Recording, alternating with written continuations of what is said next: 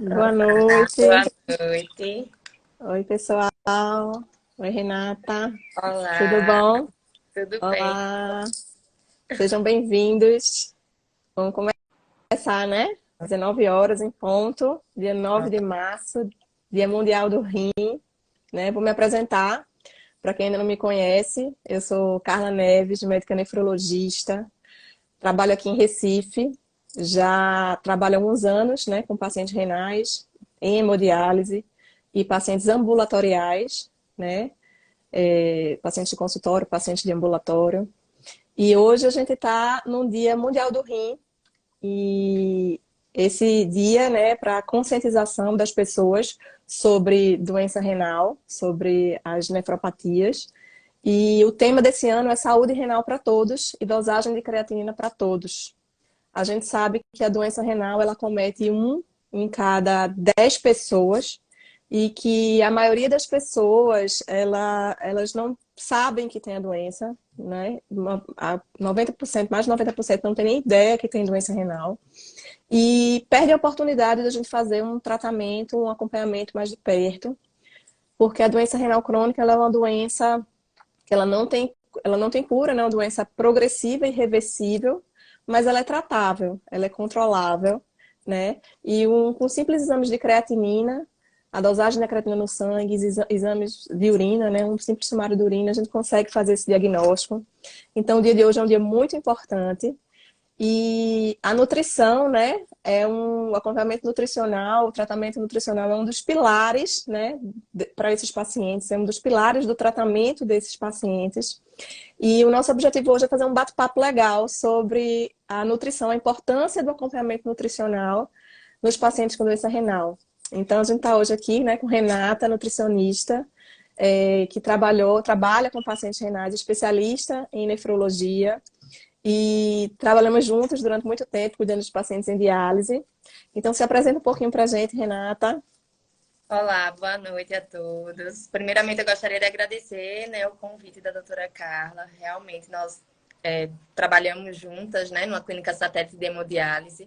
Eu sou nutricionista há 12 anos, né, e destes 12 anos, 8 foram dedicados, né, são dedicados aos pacientes com doença renal crônica, seja ela em tratamento conservador, dialítico, os transplantados também, né, e é um prazer estar nesse dia tão importante, né, para a saúde dos rins, para a saúde da nossa população em geral, estar debatendo um pouquinho de um assunto tão importante que é a nutrição na doença renal. Espero tirar as dúvidas de alguns de vocês, né, que estão aqui na nossa live. E podem colocar no chat se tiver alguma pergunta também, Isso que é um aí. grande bate-papo, né? A gente quer esclarecer e fazer com que a saúde renal chegue a todos. O conhecimento sobre como, né, eu cuido dos meus rins, principalmente, né, exaltando a temática da campanha da Sociedade Brasileira de Nefrologia deste ano, né, que é dosagem de creatinina, que poucas pessoas, né, fazem o controle disso, os exames de rotina, no mínimo anuais, né? Tem gente que nunca fez na vida. E então espero que seja esclarecedor para todos. Isso aí. A gente uma situação muito comum, né? Para a gente que é nefrologista, o paciente já chega para a gente, quando ele já chega precisando muitas vezes iniciar a hemodiálise. E grande parte desses pacientes nem sonhava em ter algum comprometimento renal, então ele já chegou na urgência, já chegou precisando de iniciar a diálise. E é uma realidade muito triste, porque a gente poderia ter feito alguma coisa antes para retardar, né? Para retardar esse início da diálise. E a gente sabe que hipertensão e diabetes são as principais causas, né, de doença renal crônica no mundo todo, não? E com essa dieta que a gente tem, com o estilo de vida que a gente tem, né, cada dia mais ele aumenta, essa incidência dessas doenças aumenta, a obesidade também, e isso tem um grande impacto na saúde como um todo, na saúde cardiovascular e na saúde renal. Então, eu queria falar um pouquinho, Renata, sobre como é que a nutrição consegue ajudar a gente no controle da pressão arterial, essa questão da restrição de sódio, como é que a gente, quais são os alimentos mais ricos em sódio, como é que a gente pode manejar essa pressão, né? Como é que a nutrição pode ajudar a gente a controlar um pouquinho esse quadro. Então, iniciando, né, com os principais fatores de risco para a doença renal crônica, citadas por doutora Carla, são a hipertensão arterial sistêmica e diabetes mellitus, né? Partindo da hipertensão arterial, né? Os fatores de risco para hipertensão arterial, além de fatores genéticos, né? Ter alguma história familiar, a gente tem alguns fatores de risco que são modificáveis, incluindo, né, a alimentação. Então, com relação à hipertensão, controle da pressão arterial, primeiramente, nós temos que controlar o nosso peso. A população mundial está acima do peso, né? Com sobrepeso ou obesidade, incluindo a nossa realidade no Brasil. Então, o controle de peso é o fator que mais vai influenciar para reduzir esses picos de pressão arterial, certo? Para manter a pressão arterial controlada, tanto para indivíduos saudáveis, que ainda não têm nenhuma comorbidade, tanto para aqueles que já possuem, né, a hipertensão arterial sistêmica. Então, controle de peso. Outra coisa, ingestão de sódio deve ser controlada. A recomendação de sal, ou seja, o cloreto de sódio, pela OMS para a população geral, é de 5 gramas dia.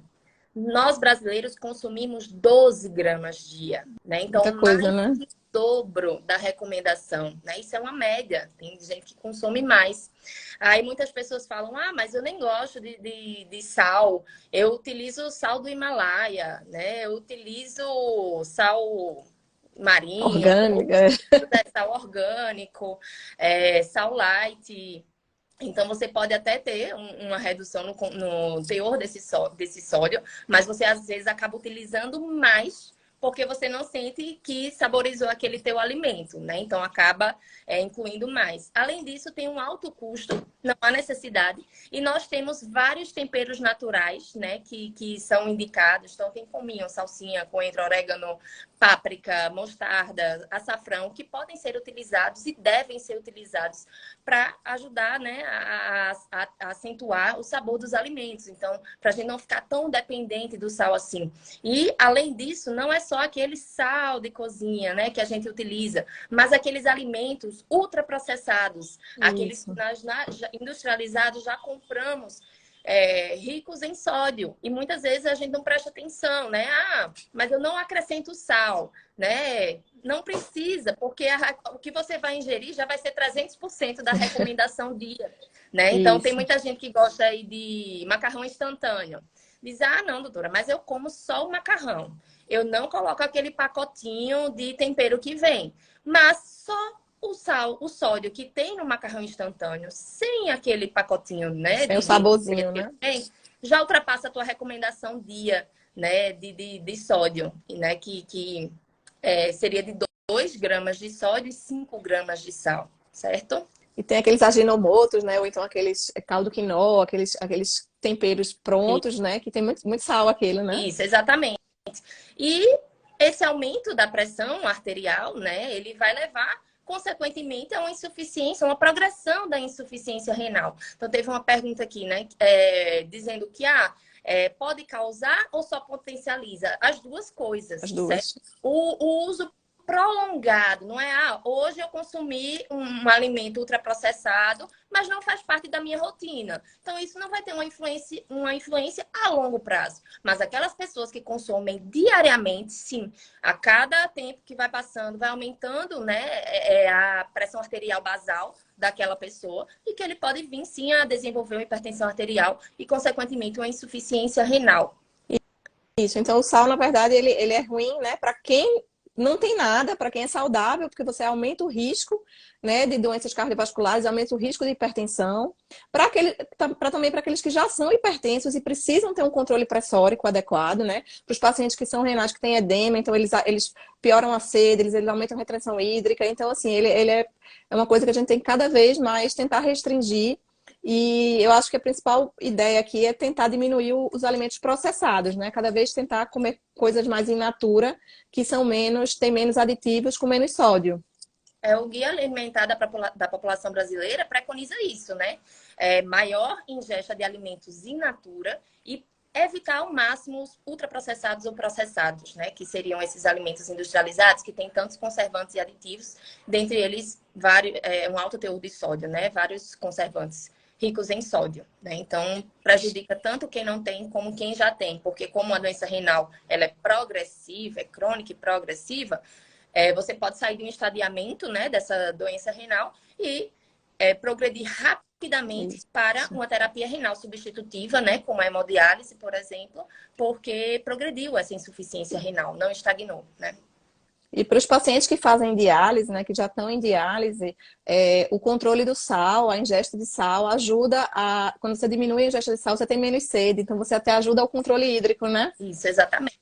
Como aqueles pacientes que têm uma insuficiência renal crônica, estágio 5, principalmente, né, que tem uma taxa de filtração glomerular inferior a 15, muitos não urinam nada, que são aqueles chamados anúricos, e alguns urinam pouquíssimo, que são os oligúricos, né? Então, nas duas situações, se a gente ingere líquido e não está saindo, quer dizer que ele está retendo, né? E durante a sessão de diálise, ele vai retirar parte desse líquido, mas não consegue retirar tudo se aquele indivíduo ingeriu em excesso, que teve um ganho de peso interdialítico, né? Ou seja, um ganho de peso entre as sessões de diálise superior a 2, 4%, né? Então, isso pode trazer graves consequências para aquele paciente renal crônico, né? Que faz hemodiálise, como hipotensão no momento da diálise, cãibras, né? Risco de edemas, tanto os edemas periféricos quanto o edema agudo Pulmonar. também, né? Então, Isso. correndo risco de vida, né, desse paciente. Então, que não E a há... gente que mora num lugar, numa região tão quente, que a gente já tem muita sede, né? Quando a gente consome mais sal, essa sede potencializa, isso tudo fica mais difícil de controlar, né?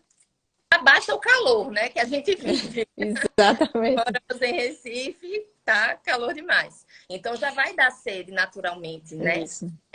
E se você ingerir algum alimento rico em sódio, vai aumentar ainda mais essa sua sede e esse ganho de peso, essa retenção de líquidos vai ser superior também. O que vai muito de contrapartida com as pessoas que não têm nenhuma comorbidade, que não são doentes renais e que fazem uma ingesta insuficiente de líquidos por dia, Isso. né? Se fazer uma pesquisa rápida, a gente vai ver que a grande maioria não consome, não ingere, né, a cota hídrica recomendada por dia, que seria no mínimo, basal, assim, 35 ml de líquido por quilo de peso, né? Então, é uma recomendação individual, vai depender do seu peso, mas que a grande maioria não consome a sua recomendação. Ah, não, eu bebo água sim, bebo água... Toda vez que eu vou tomar remédio, eu bebo, né? Às vezes A gente fica nesse polo, né? Nesse polo. O doente que está em diálise, que deve ter uma restrição hídrica maior, né? Quer beber água e não pode. Quanto à população que é saudável, que não tem nenhum problema renal, precisa beber água e muitas vezes não consome a quantidade ideal, né? Então, qual seria para assim, a população em geral, que não tem indicação de restrição hídrica, ao contrário, que a gente precisa aumentar a hidratação, principalmente no Nordeste, onde a gente transpira muito, a gente sua muito. Qual é a recomendação de água que a gente... 2 litros é aquele, tem que beber 2 litros, mas é 2 litros para todo mundo? Como é que a gente faz esse cálculo ideal? Litros é recomendação geral, antiga, né? Mas isso vai depender de cada indivíduo. A gente também tem uma recomendação geral por quilo de peso, que seria 35 ml por quilo de peso, mas não quer dizer que é o máximo, isso é o mínimo que você deve ingerir. Você pode disso para cima. Claro, se não tiver nenhuma contraindicação, né? Se não tiver com edema, outra comorbidade que a gente precise restringir. Mas caso contrário, a recomendação seria essa, ou dependendo do grau de atividade física desse indivíduo saudável, também aumenta a cota hídrica, né? Para hipertrofia, enfim. Mas a recomendação geral seria isso mesmo. E lembrando que os pacientes que fazem diálise, né, quando a gente controla esse peso, a gente não fala só de água, a gente fala de todos os líquidos em geral, né? Suco, água, chá, leite, sopa, papa, sorvete, né, gelo. Então, tudo isso a gente entra na cota. E como é que a gente conta isso para aqueles que têm, né, uma anúria, não urinam nada, ou oligúria, urinam pouco? Então, vai depender do ganho de peso entre as diálises, né? Do volume urinário nas últimas 24 horas, se esse indivíduo ainda urinar alguma coisa, quanto que ele urina, mais 500 a 750 ml, a depender do ganho de peso. Se for aquele paciente rebelde, né? Entre as sessões de diálise, que consome mais do que a recomendação, a gente já restringe um pouquinho mais, porque sabe que se der um pouquinho, né, de abertura, ele vai chegar com 10 quilos entre uma sessão e outra e complica para a vida dele, né? Ô, Renata, então assim, no geral, o paciente que está em diálise, que ele não urina, então a gente orienta entre 500 e 700 ml, e para o que urina alguma coisa que está em diálise, a gente faria o que ele urina, o que ele tem de diurese residual é medir o que ele faz de xixi, então ele, doutor, eu ainda faço pouco, mas faço 500 ml de urina nas 24 horas, então esse paciente ele pode consumir, né, esses 500 mais 500 ml, então ele poderia consumir em torno de 1 litro ali, não é isso? E aquele que não urina nada, a gente pode estender um pouquinho até 1.000 ml. Mas vai muito de caso para caso. Se for aquele paciente rebelde que consome alto teor de sódio e ingere mais do que isso, a gente já recomenda um pouquinho menos, né? Para não chegar exagerado. Aquele paciente, agora sem falar em diálise, falando nos pacientes que têm principalmente cálculo renal, né? Esses pacientes que têm cálculo renal precisam de uma ingesta também uma ingesta hídrica aumentada para poder diminuir a incidência de cálculo, né? Isso, exatamente. E a gente tá falando de água mesmo, né? De água. Não é líquido, é Nada água. a base de cola, por exemplo, né? Pepsi, Coca-Cola, enfim. Beber água. Oxalato. E as pedras, a maior parte dos cálculos, né, das pedras renais, são formadas de oxalato de cálcio, né? Então, se a gente consome grandes quantidades de refrigerante à base de cola, então vai aumentar. Então, líquido a gente está falando de água, Água. né? Beber água, andar com aquela garrafinha lá no carro, aquela garrafinha lá no trabalho, bota na mesa do trabalho e tá sempre bebendo água. De quebra-pedras, né, que é muito famoso, muito popular, né, Philanthus niruri, que ele relaxa o ureter, então ajudaria essa pedra, né, a sair com menos dor, enfim. Mas a gente ainda tem que ver dose, né, e fora o restante. Acho que isso é tanto assunto que eu acho que isso é para uma outra live, né? Dá pano para manga para outra live, né? Isso. Falando de nefrologia vai ficar até amanhã, mais. E a gente falou de hipertensão, né, da importância da restrição de sódio, tanto para o paciente saudável, para ele não desenvolver hipertensão, tanto para o paciente que já é hipertenso, para poder ajudar o controle dessa pressão, para ele não progredir para uma doença renal. Em relação ao diabetes, como é que a gente pode ajudar, como é que a nutrição pode ajudar esses pacientes a ter um controle glicêmico melhor? E para a população saudável, né, qual é a orientação em termos de ingestão de carboidratos para ela não ter o risco, né, de desenvolver diabetes no futuro? Isso.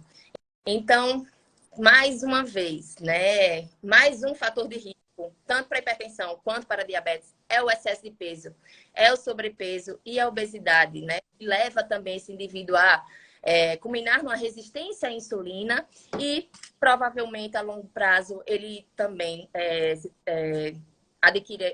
adquirirá a diabetes mellitus, certo? Além de história familiar. Temos também a dislipidemia, né? Então, pacientes que têm o colesterol ruim alto e o colesterol bom baixo também tem maior risco de resistência insulínica e desenvolvimento de diabetes mellitus. Então, a gente tem que cortar o mal pela raiz, né? Então, a gente controle de peso, prioritariamente, controle na ingestão dos açúcares simples, né? A gente não está falando só de açúcar, aquele açúcar cristal branquinho. Que a gente bota no café. Tem gente que não toma café com açúcar, não. Açúcar com café. Né? Não só isso, mas também aqueles alimentos que já vêm com açúcares, né? Aí tem muitos pacientes que chegam, olha, eu comprei aqui esse biscoito maravilhoso, ele é fitness em tudo, né? Aí quando a gente vai ver, olha, ele é sem açúcar. Que maravilha, sem açúcar. Ele não tem sacarose. Mas quando a gente aprende a ler ali o rótulo, a gente vê outros tipos de açúcares, né? A gente tem xarope de milho, destroses, né? Que também são açúcares. Não é porque não tem sacarose que não vai ter açúcar naquele alimento. E por vezes, é diet, né? Não vai ter determinado, não tem a sacarose, tem outros tipos de açúcares que o paciente não sabe, né? Não tem conhecimento, ou às vezes não presta muito, a gente não sabe ler rótulo. Poucos, né? Poucos indivíduos sabem ler rótulo e isso a gente precisa aprender, né? Porque às vezes está lá na embalagem. Integral. A gente vai ler o rótulo, o primeiro ingrediente é farinha de trigo enriquecido com ferro e ácido fólico. Já não é, né? Já então, não é integral. E tem que ver a porção de fibras por porção de alimento também, né? Então, isso é para a população em geral e para aqueles indivíduos que também são diabéticos. Porque é diabético, eu não vou poder consumir um docinho. Pode. A sacarose está liberada em um percentual pequeno, né? Dentro do teu dia alimentar, está liberado pela Sociedade Brasileira de Diabetes. Só que você não pode ser cumulativo, né? Porque não é só a sacarose. E as massas em geral, né? Os Isso. pães, biscoitos, bolachas, Só diz não né? coma açúcar, mas aí come um macarrão, come bolacha, come biscoito, come... Pizza, né? Isso. O açúcar é embutido em outros alimentos, tá? Através da farinha branca. E tá achando que tá arrasando, né? Então, às vezes é na inocência mesmo, né? Tem paciente que... eu deixei, tô com medo, minha glicemia deu alta, eu deixei de comer determinados alimentos. Tá com medo de comer? O que é que ele tava com medo de comer? Raiz de tubérculos, inhame, macaxeira, batata doce, mas ele substituiu por bolacha, biscoito, porque é levinho, né? 4 biscoitinhos é uma coisa mais leve, mas isso cumulativo ao longo do dia também, né? Farinha branca vai aumentar essa glicemia, né? Então, priorizar os alimentos in natura, da mesma forma, que são ricos em fibra, né? Os alimentos ricos em fibra ajudam a diminuir a velocidade de absorção dessa glicose, o que é interessante tanto para a população geral quanto para aquele indivíduo que já tem diabetes mellitus, né? Então, a dieta rica em fibras dietéticas, hidratação também e exercício físico, né? Isso. Que é o terror de muitos, né? Particularmente eu não amo, mas faço por necessidade, né? Porque faz muito bem para a nossa saúde, vai controlar o peso, vai diminuir as chances da gente desenvolver uma comorbidade como hipertensão arterial sistêmica, diabetes mellitus e a doença renal crônica também, né? Então, super importante. Isso, então é controle do sedentarismo também, né? Isso? E prestar atenção nos tipos de açúcares, né? Porque do mesmo jeito do sal, que prefere uns sais mais caros, achando que são mais saudáveis, tem os açúcares também, né? Porque, eu não uso açúcar branco, açúcar cristal, mas uso açúcar mascavo, né? Realmente, o açúcar cristal ele é um dos mais processados, né? E ele perde todos os seus nutrientes, a maioria dos minerais. Já aquele açúcar mascavo, ele é o menos processado, é o que preserva mais minerais, mais nutrientes. Mas quem adoça um alimento pensando nos seus nutrientes? Eu vou ingerir o cálcio do açúcar mascavo. Não, a gente está pensando em adoçar, né? Então, açúcar é açúcar. Ele vai aumentar a glicemia de toda forma. E em relação, mudando um pouquinho o foco, né? A gente já falou sobre sal, sobre hipertensão, sobre diabetes. Em relação à proteína, a gente hoje vê muito assim, dieta hiperproteica, vamos substituir, fazer dieta low carb, tira o carboidrato, só proteína, só proteína. Como é que a gente faz essa questão para o doente renal crônico em tratamento conservador? Ele tem uma ingestão proteica diferente daquele paciente que está em hemodiálise. Então, vamos falar um pouquinho sobre os acessos a esse tipo de proteína, né? Quem pode comer o quê? Quem pode comer quanto? Isso. Então, assim, para a população saudável, geral, a gente recomenda uma dieta normoproteica, né? De 0,8 a 1 grama quilo de peso. Para aqueles indivíduos atletas ou que praticam exercício físico de alta intensidade, moderada a intensa, né? Atividade física, então a gente recomenda uma dieta realmente hiperproteica, porque ele vai utilizar isso. Não é o pessoal que está entrando, fazendo a matrícula hoje na academia e já quer suplementar com whey, né? Já quer aumentar lá a proteína. Você não vai gastar isso. Então, vamos na norma, quando aumentar a intensidade e houver necessidade, sim, a essa suplementação, né? Então, falando de população geral. Para aqueles pacientes com doença renal crônica, como a doutora Carla falou, a recomendação de proteína depende do estadiamento da doença, do tipo de tratamento da doença. Então, aquele paciente com doença renal crônica em tratamento conservador, ou seja, que está com acompanhamento médico, né? Que não faz diálise, né? O conservador é aquele que não faz diálise. Exatamente, que não faz diálise.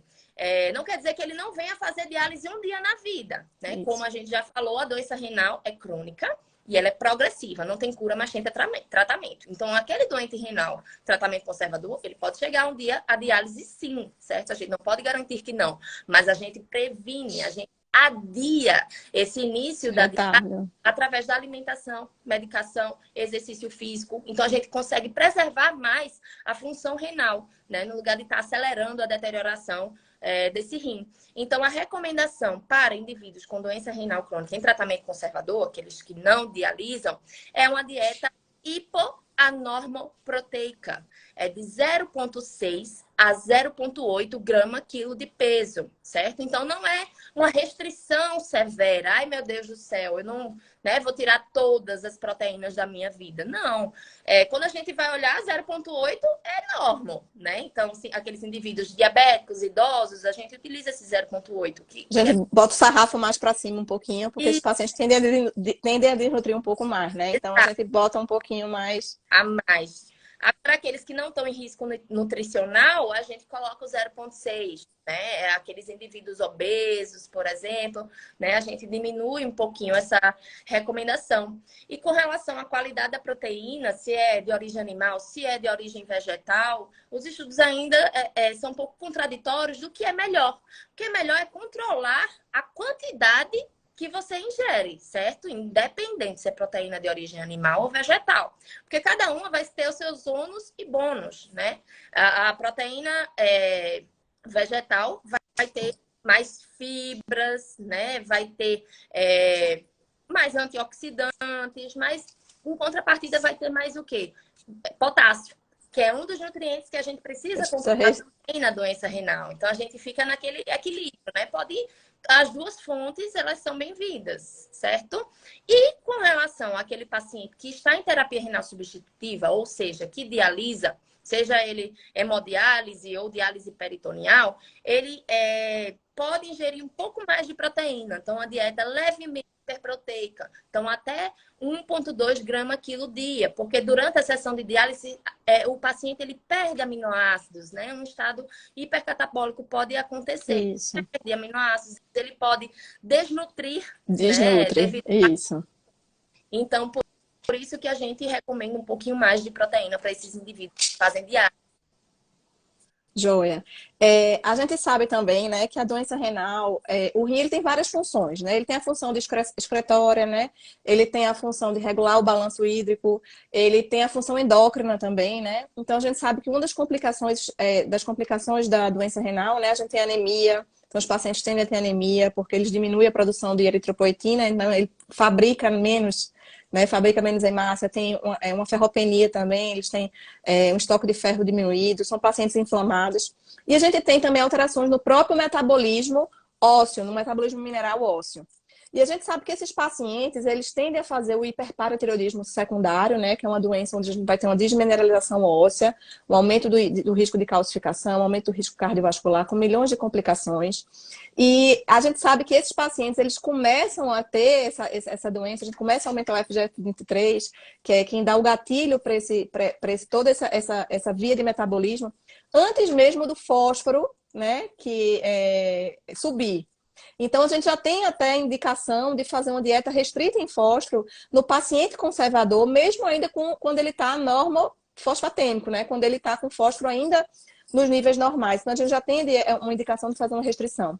Quais são as principais fontes de fósforo? Para esse paciente que está no conservador, para o paciente que está em diálise, como é que a gente pode orientar para a gente poder os alimentos que a gente deve restringir mais? Perfeito. Então, é realmente isso, né? A gente não precisa esperar que o fósforo esteja alterado, né, acima da recomendação para restringir, para fazer um controle, né, mais próximo do paciente com relação à ingesta desse fósforo. Então, realmente, o fósforo alto é a ponta do iceberg, já tem muita coisa acontecendo aí por trás das cortinas. Então, os alimentos, falando de fósforo, a gente tem dois tipos de fósforo. Aqueles fósforos que vêm dos alimentos, aquele fósforo que vem dos alimentos naturais, né? Que de forma generalista a gente chama de fósforo orgânico, mas não é necessariamente, são sais de fosfato inorgânico, né? Presente nesses alimentos de origem animal, que são fontes de fósforo, certo? Dentre eles, as carnes em geral. Certo? Então, carne vermelha, frango, peixe, leite, queijo, iogurte, tudo isso vai ser fonte animal de fósforo, certo? Uma fonte natural. Temos também aquela fonte vegetal, né? Também presente. A gente pensa, só tem bicho, só tem animal fósforo. Não, a gente tem alimentos de origem vegetal também, né? Oleaginosas, por exemplo, são grandes fontes de fósforo, né? Amendoim, castanha, as oleaginosas em geral. E a gente tem aquele fósforo inorgânico, que são aqueles industrializados, sabe? Quando a gente vê aqueles embutidos, enlatados, né? Hambúrgueres, nuggets, tudo aquilo que já vem pronto, utiliza muito fosfato, né? Então, se você olhar no rótulo, ver fosfato disso, polifosfato daquilo, então vários fosfatos da vida, então aquilo ali é rico em fósforo, e é um fósforo inorgânico. Diferentemente daquele fósforo dos alimentos naturais, o fósforo inorgânico dos alimentos industrializados e embutidos, ele é absorvido 100%, certo? Pelo nosso corpo. Então, 100% daquele fósforo vai estar sendo absorvido pelo seu corpo, diferentemente daquele fósforo orgânico, que a gente chama, né, do natural, que você vai absorver. Se for de origem vegetal, menos que 40%, de origem animal, aproximadamente 60%, e daqueles industrializados, 100%. 100%. A gente vê a gravidade, né, desses alimentos, não só com relação ao teor de sódio, que já é um item muito importante, mas com relação ao teor de gordura saturada, né, que pode levar a dislipidemia e doenças cardiovasculares e insuficiência renal também, como o próprio fósforo inorgânico, né, o industrializado, que é utilizado como conservante, né, um aditivo conservante, e que vai prejudicar demais esse paciente renal, né, vai progredir ainda mais essa insuficiência renal. Então, evitar ao máximo, desde que a gente falou, desde lá a hipertensão, alimentos processados. Então, para nenhuma... Eu acho que para ninguém, né? Para quem é saudável e para quem tem comorbidades, né? Eu acho que a ideia realmente é aquela máxima do vamos descascar mais do que desembalar, né? Então, quanto menos processados, no geral, melhor para a saúde. E outro ponto importante, né, é que o paciente renal sempre pergunta, sempre fica, é o potássio, né? A gente sabe que o potássio é um íon que ele se acumula, né, no organismo, ele é um íon potencialmente letal, então hipercalemia é grave, pode dar complicações graves, como arritmia, morte súbita, então a gente tem que ficar de olho. Então o paciente renal, ele tende a fazer hipercalemia, principalmente nos estágios mais avançados. E uma dúvida muito frequente, principalmente entre os pacientes em diálise, né, que já não tem uma função residual, que permita esse controle mais fácil do potássio. Então, eles ficam muito em dúvida. Doutora, qual é a fruta que eu posso comer? Qual é a fruta que eu não posso comer? Aqui no Nordeste, o que é que tem? Porque a época de pitanga. Pitanga pode? A época de manga. Manga pode? Então, assim, para a gente que mora aqui no Nordeste, quais são as frutas que a gente deve evitar? Porque tem uma carga de potássio maior. Então, com relação ao potássio, realmente, hipercalemia, né, que é potássio alto no sangue, é grande indicativo de mortalidade para esses pacientes com doença renal, né? Então, a gente tem que se preocupar muito. Então, os alimentos, né, e priorizar também, assim, aqueles que eles podem, porque muito não pode isso, não pode aquilo, não pode nem água, não pode tal alimento. Então, a adesão à dieta acaba diminuindo. Então, a gente tem que focar no... Você pode para estimular a adesão dietética, né? Então, vamos falar um pouquinho dos alimentos que são fontes, certo? Então, aqui no Nordeste, a gente ama a água de coco, né? Água de coco, a carninha do coco. Então, tudo que for referente a coco vai ser rico em potássio também, certo? Então, a gente não recomenda para aqueles indivíduos que têm uma hipercalemia, que têm esse potássio alto frequentemente. Aqueles indivíduos que não tem uma restrição, não tem um nível elevado de potássio no sangue, a gente não precisa restringir tão severamente, né? Porque senão a adesão dietética já vai ser possíveis. Então, a gente tem que focar, tá? É um paciente que sempre vem, né, com histórico de hipercalemia, esse potássio sempre alto, então tem risco de mortalidade, sim, então a gente vai focar nele pra gente... Então, água de coco, jaca, manga... Né? A manga espada tem menos do que a manga rosa, por exemplo. Macaxeira e batata doce tem um alto teor. Melão também tem um alto teor. Então, a gente vai para aqueles que não... né? Uva. Sim, uva também, né? Jaca. A tal da macaíba, que também é bem... Macaíba.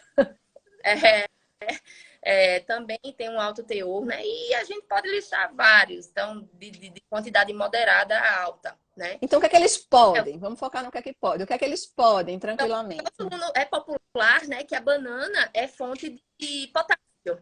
mas existem alguns tipos de banana que têm um teor menor. Então, para aquele paciente não deixar de consumir todo tipo de banana, a gente recomenda uma banana maçã, né? Abacaxi, melancia, limão. Então, essas frutas têm um teor mais reduzido comparado às faladas anteriormente, né? A manga espada, a ameixa fresca, não a seca. Não a seca. Isso, então ele tem uma abertura também para ele consumir esses alimentos, né? Aqueles que têm potássio alto.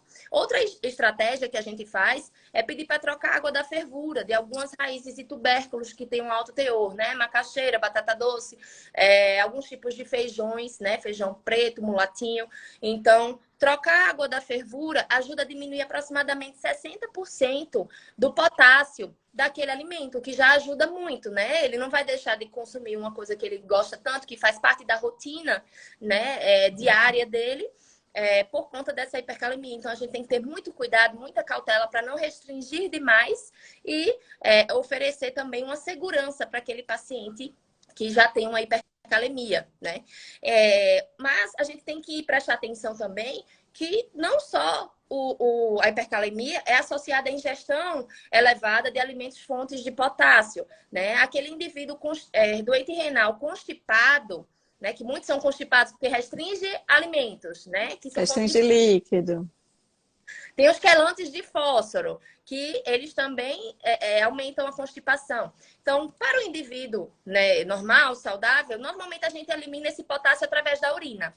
E aquele doente renal crônico, que é oligúrico, não urina pouco, ou anúrico, não urina nada, não vai ter como sair pela urina. Então, tem um mecanismo O intestino. para excretar exatamente através das fezes. Então, se essas fezes são cumulativas lá nesse intestino, não consegue sair, né, para o indivíduo constipado, tem uma frequência evacuatória reduzida. Então, ele vai aumentar também potássio. Então, a gente não tem que olhar só alimentos fontes. Esse indivíduo é constipado, esse indivíduo tem uma acidose metabólica, né? Então, o que vai contribuir para aumentar esse potássio também? Então, a gente tem que buscar outras vias para poder tentar controlar, Isso. né? Porque realmente eu costumo dizer que o renal crônico ele precisa de um cuidado, uma visão global, né? Porque é uma doença que ela tem, como a gente sabe que ela é progressiva e é uma doença que se arrasta durante muitos anos, ela é muito limitante, né? Ela tem limitações, você vê, dietéticas importantes, ela tem limitações, tem impacto social muito grande, tem um impacto familiar muito grande. Então, eu costumo dizer que o nefrologista ele nunca pode estar sozinho. Né? Ele tem que estar com a equipe junto dele, ele tem que estar com um nutricionista, ele tem que estar com um educador físico, ele tem que estar com um fisioterapeuta para ajudar esses pacientes a fazer exercício da melhor forma, evitar sarcopenia. Ele tem que estar com um psicólogo, né? Porque o impacto emocional é muito grande para a família. É uma mudança, de repente sua vida muda e você está lá preso, né? A essa nova rotina, é uma mudança de rotina muito grande, né? Com muitas limitações. Então, assim, existe vida sim após a diálise, até porque a diálise, a máquina não é uma inimiga, feito muitos pacientes chegam, né? Ai, doutora, eu odeio essa máquina. Não, a gente tenta passar assim, olha, a máquina está aqui para ajudar, né? Porque há muitos anos atrás, quando não tinha essa opção, muitos iam morrer logo, entendeu? Então, a máquina, ela significa vida. Uma vida diferente, muitas vezes uma vida muito mais difícil, mais sofrida pelas restrições que impõe, mas vida. Então, eu acho que o renal crônico ele precisa desse cuidado, desse carinho, né? E eu acho que a população precisa olhar para a doença renal crônica como uma possibilidade e precisa se cuidar mais. Eu acho que a gente precisa chamar a atenção pela realização de um simples exame de creatinina, né? Que você consegue dar esse diagnóstico precoce e evitar que você chegue numa situação muito mais grave, muito mais avançada, com muito mais comprometimento, né? Exatamente, né? Não tenham medo da doença, né? De Isso. diagnosticá-la. Tenham medo de não diagnosticá-la e não tratarem a tempo, né? Para que vocês não iniciem já uma doença renal na urgência dialítica, né?